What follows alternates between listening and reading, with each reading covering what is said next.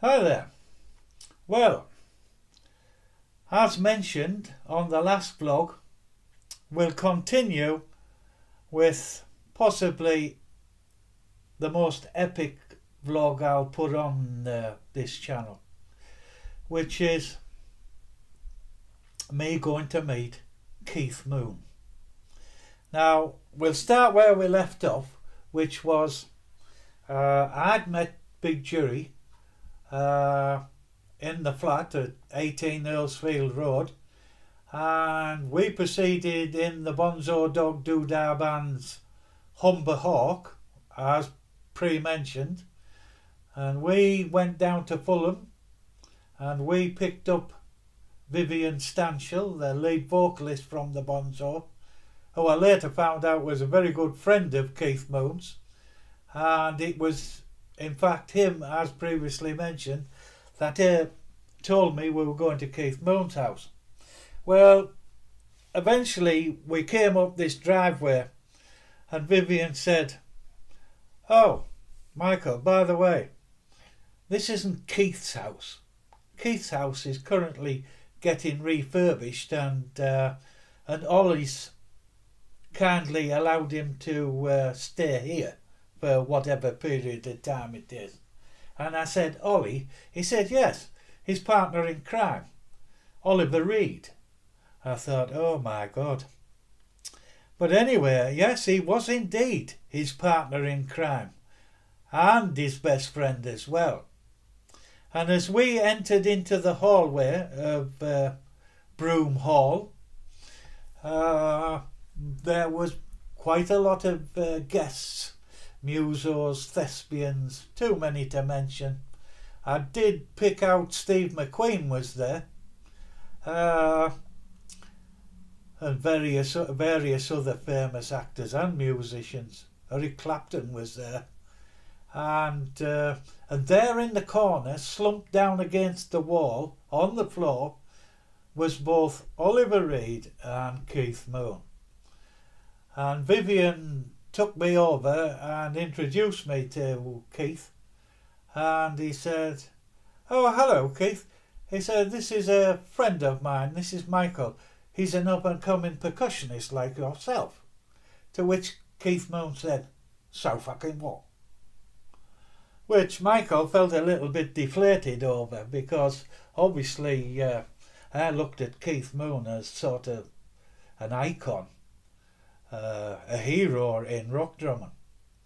But anyway, we wandered off and mingled, and I met one or two people through Vivian and Big Jury, had a few drinks, and then after about half an hour, Keith Moon came over to me and he said, in his very strange, bizarre way, "So, you like playing the Skins, do you, my son?"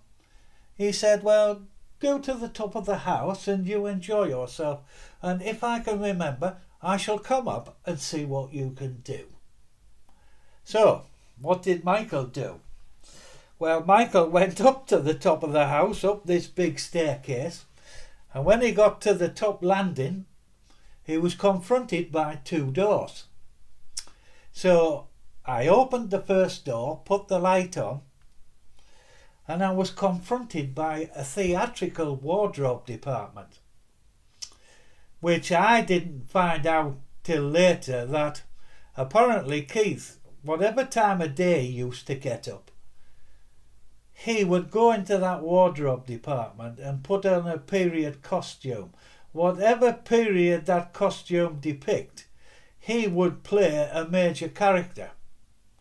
And for example, he'd dress up as Adolf Hitler, or he'd dress up as Rommel. Anyway, Michael thought, well, what's all this about? So I decided to flick the switch off, close the door, and open the next door, which I did do. And then, after switching the light on, it was quite a large room this. I was confronted by 13 drum kits, all with the bass drums facing the walls. And inside of the bass drum and the snare drum was a small railway track that went right round the kit. And on that track was an electric drum seat, which, having finally found the switch, proceeded to go around each individual drum kit, and obviously flicking the switch when I stopped at the appropriate drum kit I wanted to play. All these drum kits were from various drum companies like Ludwig, Slingerland, Gretsch, Sonner, and of course the main one, which Keith, it was his main kit, was Premier. And I would think the bill for Premier supplying Keith Moon was quite horrific, because majority of the time Keith would wreck these Premier kits. He was noted for it. And anyway, Michael proceeded to have a little bit rat-a-tat-tat and round the kits and that. And then after about half an hour, the door burst open. And stood in the doorway with a bottle of Jack in his right hand, leaning against the door pillar, Mr. Moon. And as he lifted his bottle up, he said, "Ah, my son, show me what you can do." So Michael said, "All right, yeah, rat-a-tat-tat, tat-tat, boom, boom, bang, bang." No, said Mooney. He said, "Move over, Rover. Let Keefy take over." And he sort of semi-pushed me off the drum seat, climbed on it himself, and he said, "Now watch this, my son. Watch this." And he proceeded to have a bit of a drum solo, and then immediately destroyed the kit, demolished it.